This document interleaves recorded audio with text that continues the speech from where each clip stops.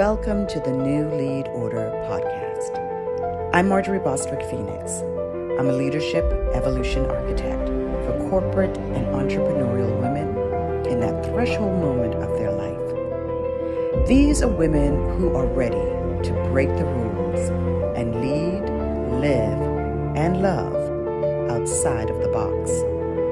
In this space, we explore through conversation with powerhouse women how they are paving the way into this new world order that is upon us. This is the New Lead Order. Today's episode is about a different kind of power. The kind that doesn't demand attention but invites presence. The kind that doesn't perform leadership but embodies it. I'm joined by Lois St. Germaine, the author of Think and Grow Wet, and the mind behind Personal Development Erotica, a dissent-driven framework for women who are done performing strength and living by obligation. Together, we're exploring the erotica as a life-giving force and what it looks like to lead from a deeper, more embodied place. This is going to be juicy. Let's get into it. So great to see you again and have this conversation with you. You and I were able to chat a few weeks ago, and I find your story and your work just so fascinating. And I felt like you were the perfect person to kick off the new rebranded launch of the New Lead Order podcast because of the work that you're doing it and the way that you're showing up and doing this work. You really spoke to me. And I saw some of your posts on social media, your language, right? It really just spoke to me. And so that's how I sort of just gravitated towards you. There was a resonance there. And as we talk, we know that that might not be the same for all women, and we'll talk about why that is. But why don't you share a little bit about your journey?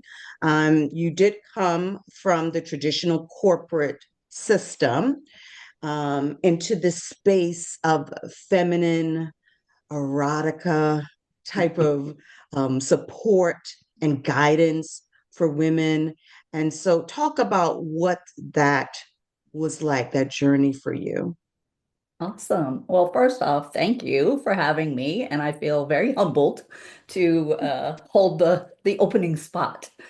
Um, yeah, so I did. I spent 35 years in the corporate world, climbed from the bottom to the top, and found myself quite unfulfilled when I finally reached, the C-suite, as they call it in the corporate world, right? So the top of the top, not really anywhere else to go in that world.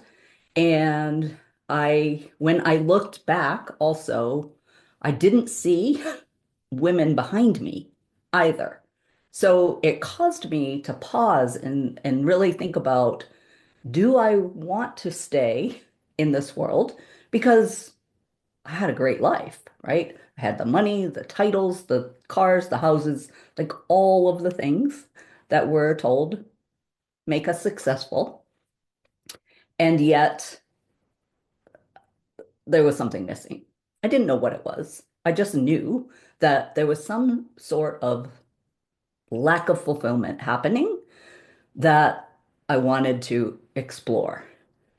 And it's only been like 5 years, I think, since I actually left the corporate world, but it feels like a lifetime ago in terms of um, how far we've come in understanding the transition from corporate to entrepreneurship.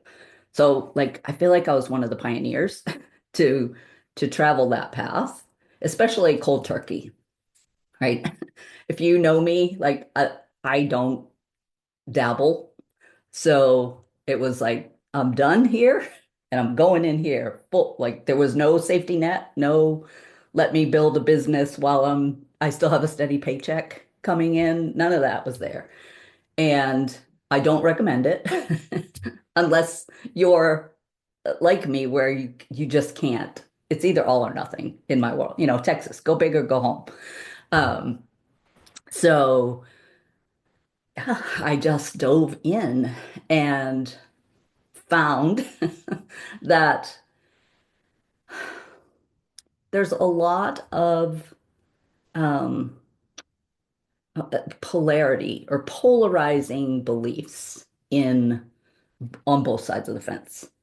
And I think, like, if anybody is listening that's a mom, you know what that feels like, right? It's if you have a career, you're a bad mom. If you stay home, you're not womaning correctly, right? And when I was in the corporate world, entrepreneurship, the grass looked greener, right? It's like, oh, look, I can set my own hours, I can do what I want, I can build what I want, I can do all these things. And then when I step into it, all I see is messages that told me that everything I did in the corporate world was wrong and I needed to change if I was going to survive here. And I think I got caught in that narrative for a little while.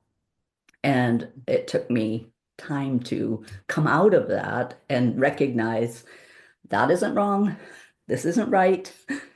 Neither one are bad. And I get to do it how I want to do it, I love which, that. yeah, Yeah. led me into the world of erotic fantasy and erotic fiction and literature and the whole TikTok romantasy book talk craze, right? Of why are women so obsessed with this genre now? What is happening? What is Mhm. like underneath what is really happening? And Yes. then I birthed personal development erotica. So, I love that. And, I want to go back to what you were saying. There was not no wrong way or right way. It's whatever's way is right for you, at that time. And so I think that's important, for women to be able to hear that. Not everyone wants to be running a business. Not everyone wants the C-suite, leadership, corporate, sort of thing. And we get to choose at the end of the day. We get to choose what's right for us.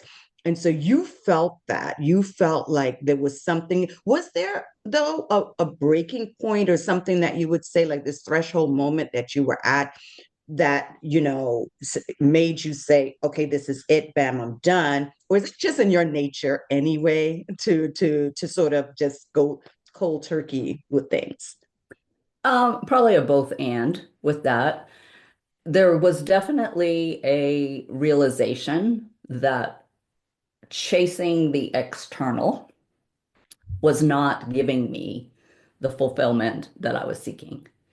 And I had collected all of the things, right? All of the accolades, and still felt kind of numb, really, from just climbing and chasing and the power. I recognized that the power that I was given in titles and in positions was circumstantial. It's really only borrowed because the moment I step out of that role, I no longer have that power. And I had to figure out, how do I create it for myself? Like, where does my authorship or authority come from without the title, without that situation to support me, right? That corporate structure to support me. How do I operate through that? And that was the journey that I had to go on for myself before I could, really get to where I am now of that's what I help women do is it's really identity liberation is how do I separate who I thought I was with who I want to be versus Yeah. who I am as a human. That's right. That's right. So, so important because you're right. Many of us, and I know because I lived it for, almost 30 years of my value and validation was in this role that I Mhm. played, right? And we put so much in that when we are no longer in that role, let's just say as mother, the children have grown, they've left the nest, we're no longer wife, right? For Yep. whatever reason. We no longer have that title, so to speak, at a job. Then who are we, right? And so maybe that goes back to answering that question about why women are so fascinated with the erotica genre. There's something within those stories that is maybe speaking to a gap or something that's maybe missing in their life that they're trying to sort of fulfill through these stories and this fantasy.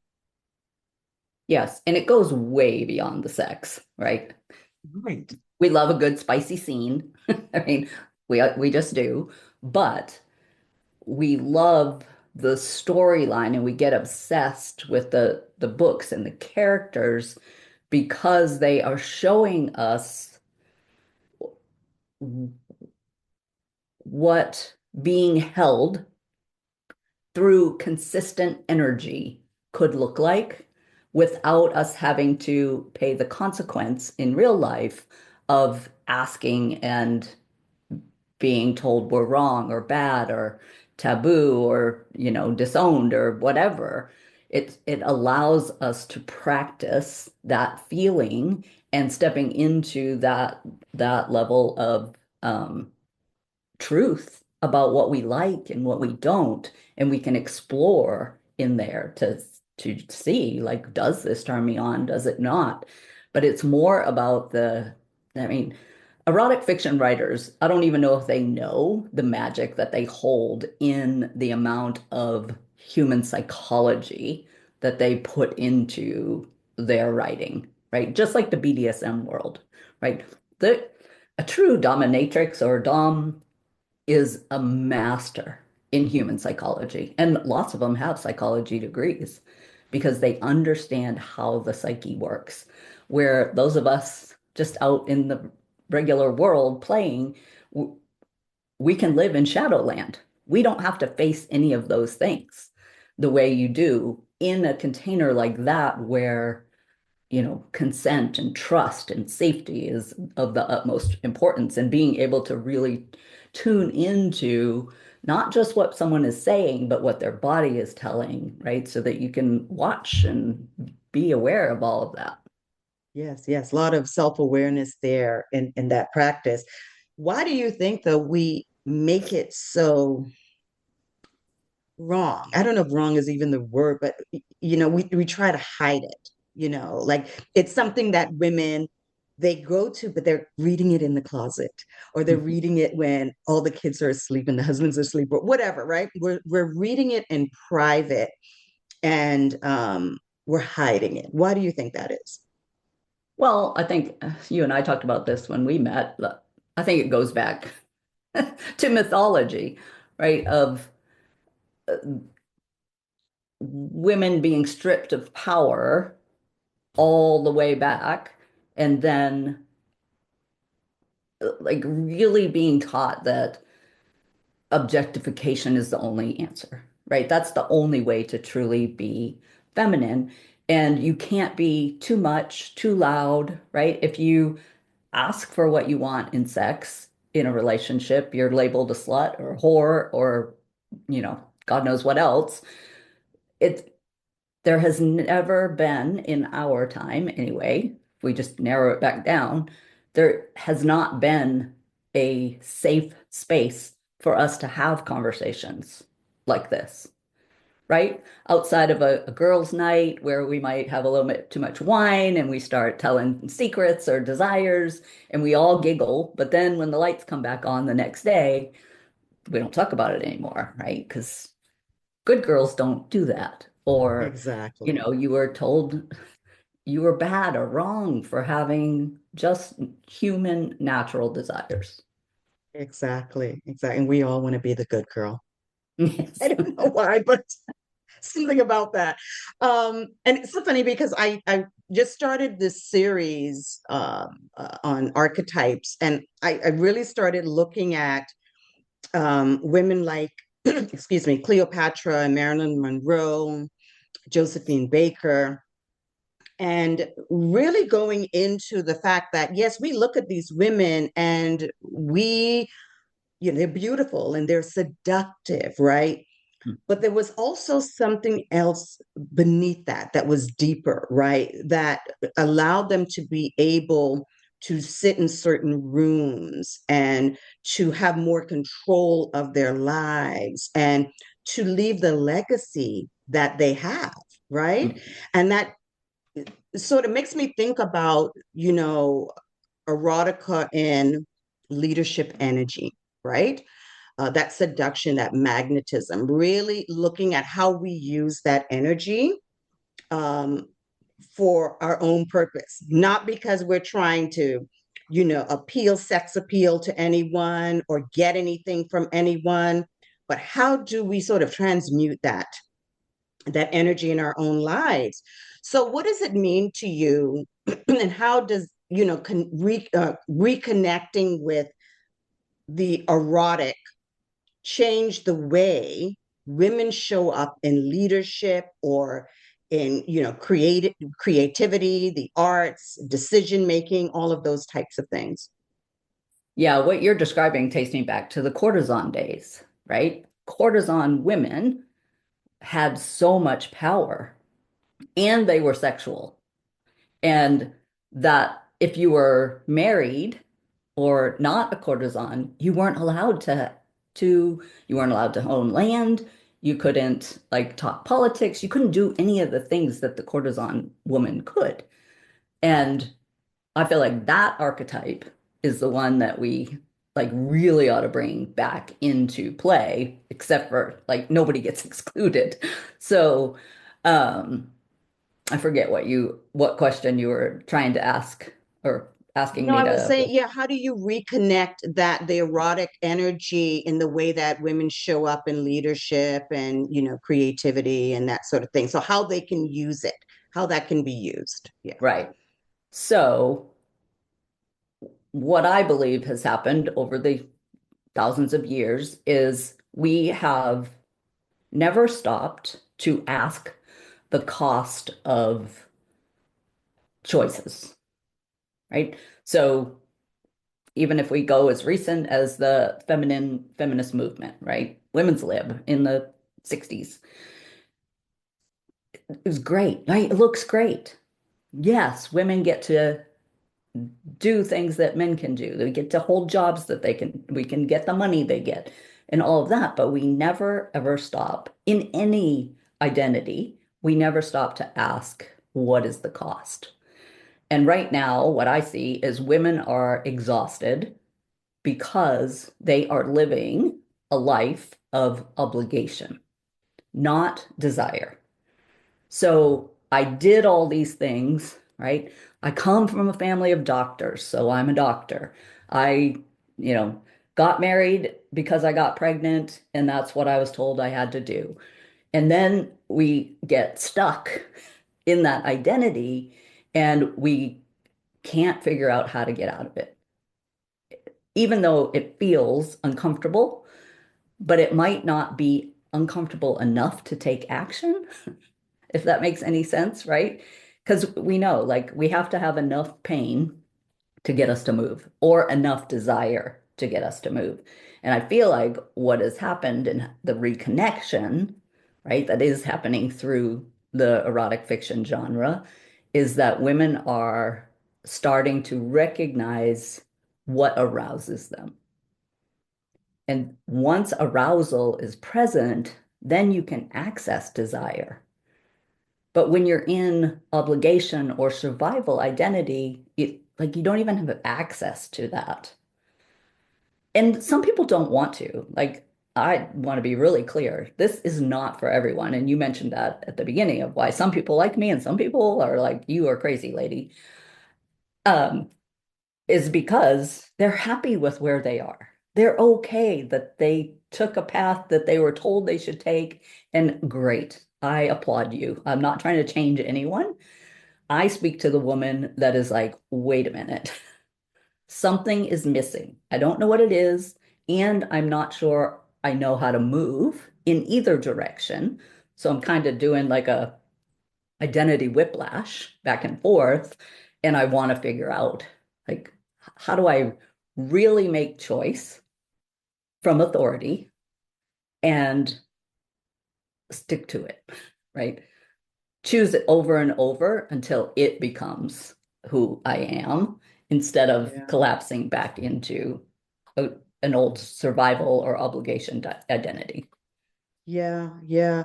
No, you're right. And but I think too the work that you're doing, you really have to be a woman that is open to all of the possibilities, open to all of the layers that make you who you are as a woman.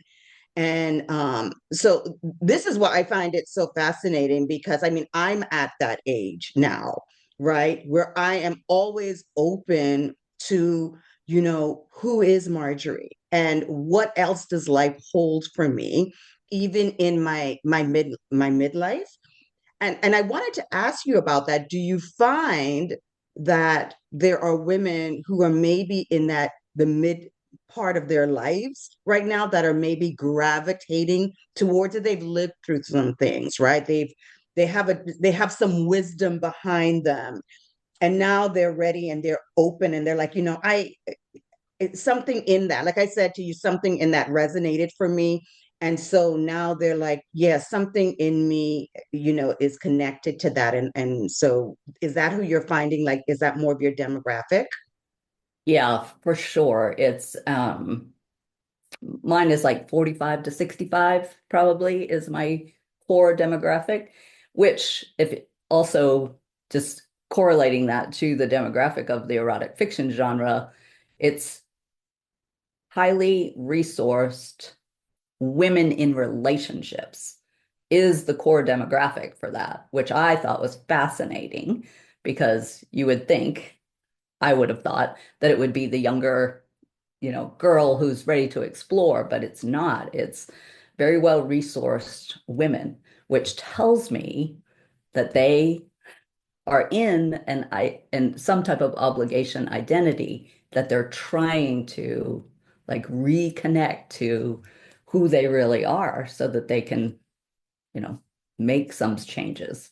But yeah, mine is usually people in any type of transition, right? Loss of a spouse through divorce or death, loss of a job, either because you retired or you were let go. Um, yeah, like those type of situations, menopause. Menopause is Mm-hmm. huge, right? Mm-hmm. Because Mm-hmm. Mm-hmm. we come Yeah. out on the other side of that and we're like, Yes. I am ready to freaking go. Like Yes. there's no rules anymore. So yeah, Yeah, those are the that women. sounds about right. Yeah. Mm, Around because I know when I hit 40, that was really the peak, what I would say my sexual peak. But that was also the time I was going through a very traumatic divorce. And erotica, in a way, and understanding myself, my sexual energy, it really, that's when things switched for me because I realized that it had been used for someone else. Someone else was draining it or getting the benefit of it, right? mhm, And so now in my 40s, I realized, wait a minute, this is for me. This is my power, right? And so, and then getting deeper into what is it that I like? What is it that I don't like? What do I want? How do I want it? Not just, sexually or in the bedroom, but it was in other areas of my life. And it actually was something that helped move me through navigating, a 2.5 year divorce. And I went through a lot during that divorce, and homelessness and fighting for custody for my child. So there was a lot going on. mm, So I was also doing my own, somatic work and shadow work and, therapy. That was such a great support during that time for me. And it also helped me get to the heart of who I am. Now, I had always said that I am a feminist, right? More so a womanist, okay? Because listen, I'm a Black woman and I know what the feminist movement and the history of that has meant for Black women.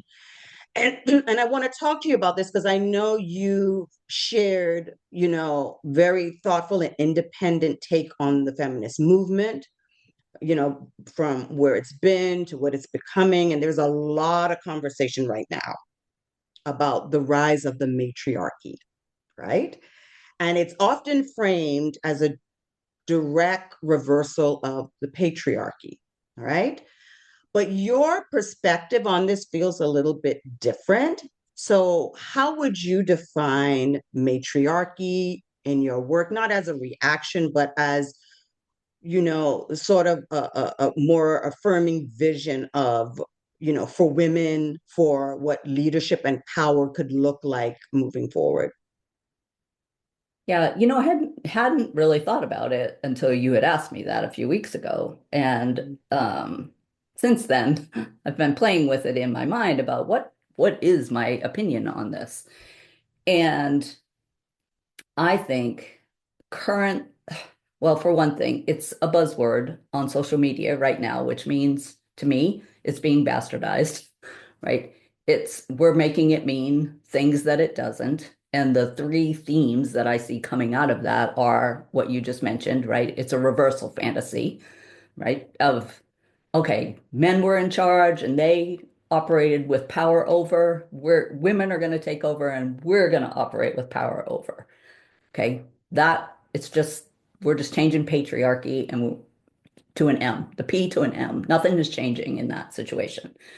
The other thing I see is it's a moral corrective, right?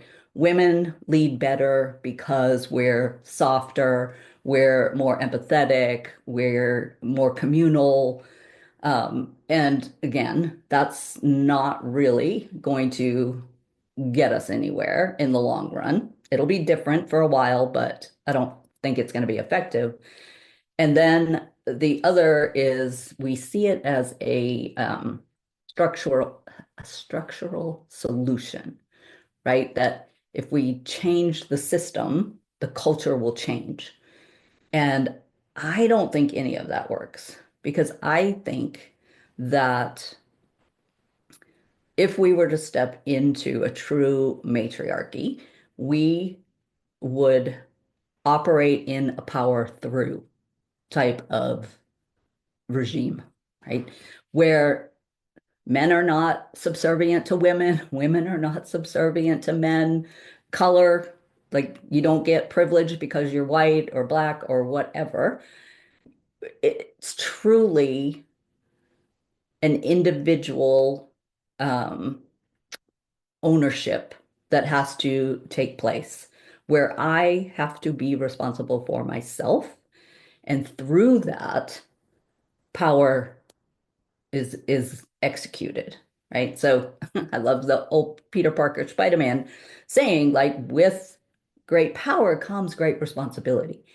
It not comes, a bigger stick or any of that. And I just think that until we start healing the I deal with women, so I'm going to say the feminine, right? And we stop separating and polarizing people into good and bad, right and wrong, better and worse. And we start like just allowing people to operate the way they want to, they desire to,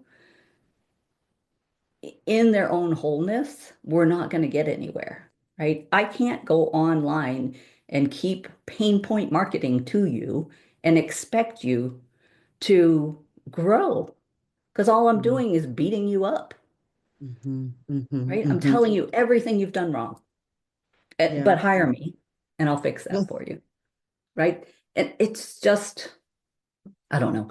I think Mhm, it's another distraction from our own individuation. Like, mhm. Yeah, I've been following this for a while as well, and I do see. I do see the attraction to it, and there are a lot of points that I understand. And, when you've had things go so wrong on one end, we're all looking for answers, right? And for me, I think at the end of the day, I teach feminine leadership. So I'm definitely and I work with women. But at the end of the day, like I said, with the core of my work has to do with our personal evolutionary work. I believe that's the type of work that you're doing too. I think that this is around looking at ourselves. Be the change you want to see is definitely like the groundwork for everything. And healing needs to be done on all layers, all of us. There needs to be healed with some in the masculine. There needs to be some healing in the feminine, and for women to rise up into leadership roles in whatever capacity that they're in. It's important to do that work, and not just leave it at the healing work, which I always talk about, the somatic, the shadow, all of that, but also go deeper into this sort of pattern disruption, identity shifting, and really working through that. And whether you decide to work through leadership archetypes or feminine archetypes like myself, or like you, Lois, with using the erotica in that way, either way, it's going to get you to the path. It's the thing that really resonates for you the most. And that's where I think the answers are. So when I talk about the leaders that we need now, they're the ones who are going to be willing to do that work. You're not going to stay in your box, Right. right? Or in your echo chamber and trying to lead from there. You're going to open up space for yourself and for others, so that there is evolution, right? For all of us. And before we close, I really want to invite everyone to take your quiz. So you have a quiz that women can take. Tell us a little bit about that. Yeah, so I call it the shadow operating system archetype quiz. And what I did was look at the core um, lanes, basically, of how we operate from a shadow standpoint. And I bucketed it into 6 different archetypes to where you can actually look at who, right, inside of us, there's an unconscious operating system that's happening unbeknownst to us for a long time, right? Until someone, like I learned this from another coach. I was like, I had no idea that I was almost being marionetted in my responses because I had this system that was running in the background, keeping me safe, making me successful to a point. And it wasn't until I started questioning, like, why do I always stop at this point and then revert, even though I see stuff on the other side of it that I think I want, when I go to get it, I, for some reason, sabotage myself or pull back or rationalize my way out of wanting it right now, how it, maybe later, any of those. And it was when I realized, oh, because there's another voice in my head that is warning me of the danger, because its job is to keep me safe, right? And it's usually developed very early in childhood when our emotional needs aren't met. We learn how to cope, and then that just grows and grows and grows until it actually becomes our decision-making system and we don't even know it. So I put together a quiz that breaks it into the 6 different archetypes to show you what your propensity is. And for me, I'm a curator. So everything in my world, especially in the corporate world, was all about reputation management. And I listened with an ear that warned me if my reputation was in danger and how to navigate that situation constantly, right?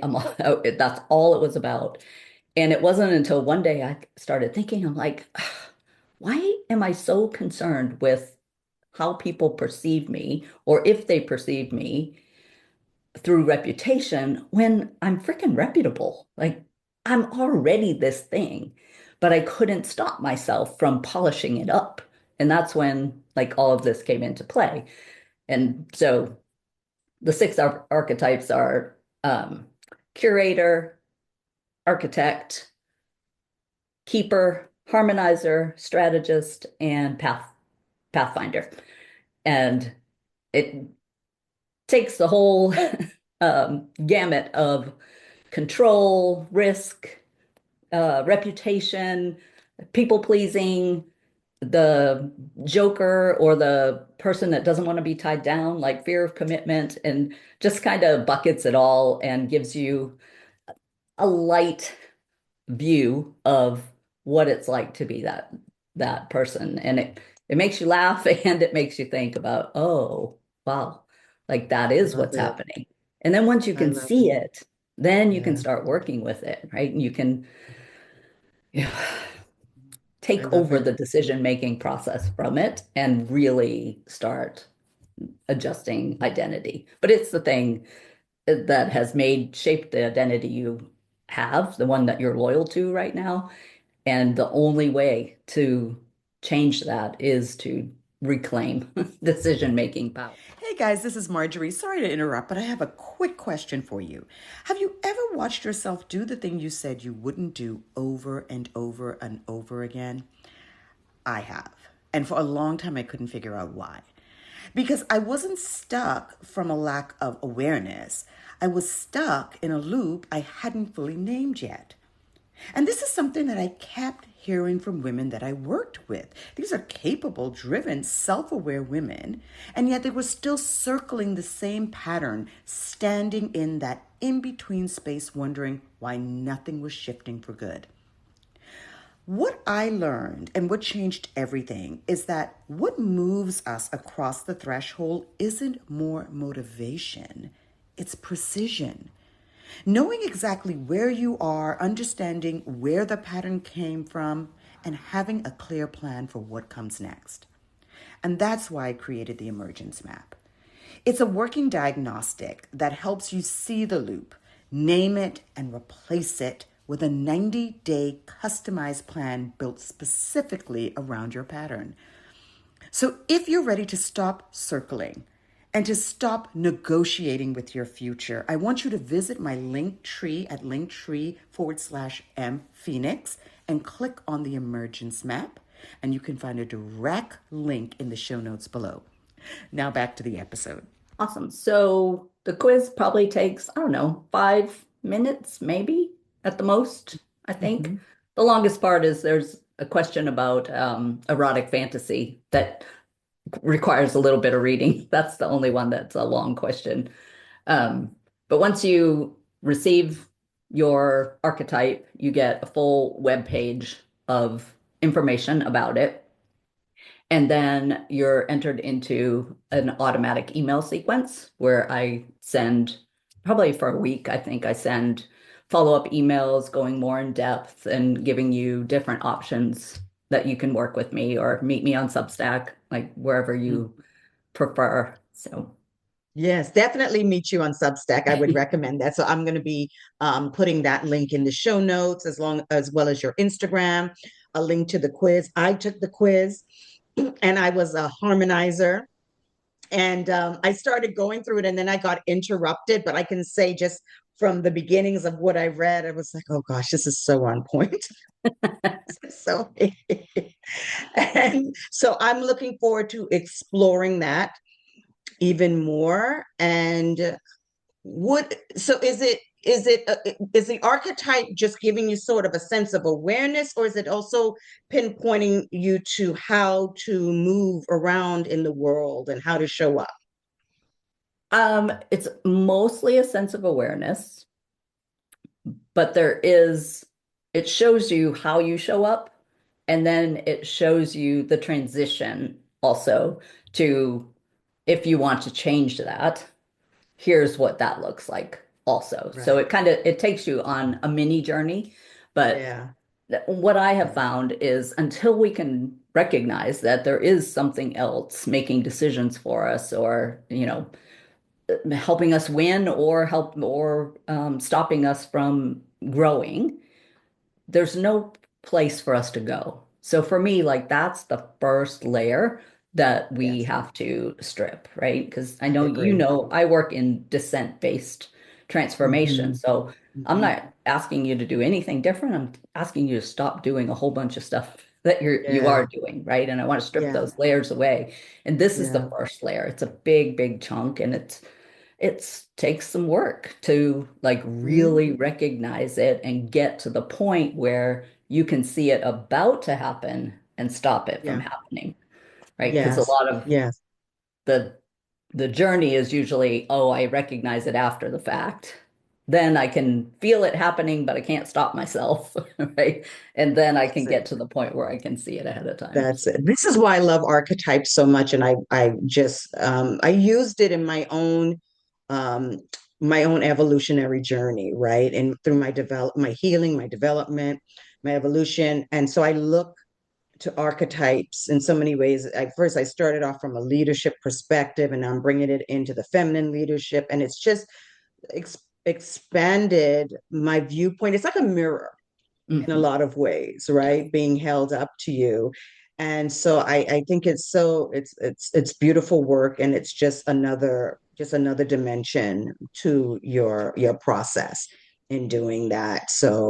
Um so if there's one thing that you would tell a woman that's listening to this podcast today, of a practice or something that she should be doing in her life right now, what would you say that is?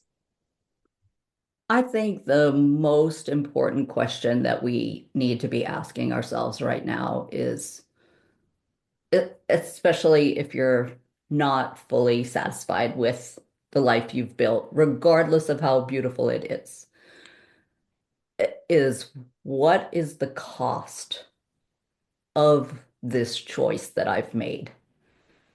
Because I think that is where we have gone off track over and over. And I think we always do, right? Because we never stop to ask the question of what is the choice of, or what is the consequence? What is the cost of this decision I'm about to make? And am I willing to pay it? So I think like that's the key right now Yeah. to everything that's going on in Yeah. especially our country, the world, feminine, masculine, to your matriarchy, patriarchy, it doesn't matter like what it is. Stop and ask yourself, is this cost worth paying to me? Yeah. And if it Yeah. is, great, keep doing it. If it's not, Yes. Yep. then we can work, Stop doing it. right? That's it. That's it. That's beautiful. Very, very practical. I really, really love this. You, again, speaking with you, watching you on live on Substack, and you have a live you do every Thursday, is it? Fridays, Every Fridays. Friday. Mhm. Okay, okay. And what time do you go live? Usually 10 a.m. Eastern. Okay. Your writings, all of that. If you have to expose yourself to Lois's work, if you're not sure this is for you yet, expose yourself to her work, right? And then see how comfortable you can get with everything that she's trying to say. And I would say even examine why you're not comfortable. Right. Look at that. But yes, it's gonna benefit you most definitely. So I want to thank you for coming on and just sharing all of your wisdom with us, and look forward to continuing these conversations as we continue in this evolutionary journey, of being women in this particular time in history. Yes, yes, so much. Thank you so much for having me. This has been amazing. You're doing Most definitely. amazing work that women Thank out you. there like need to pay attention. Yes, we all need to be paying attention to each other. This is Hmm. definitely the time to be doing that. So thank you for being here, Lois. Thank you.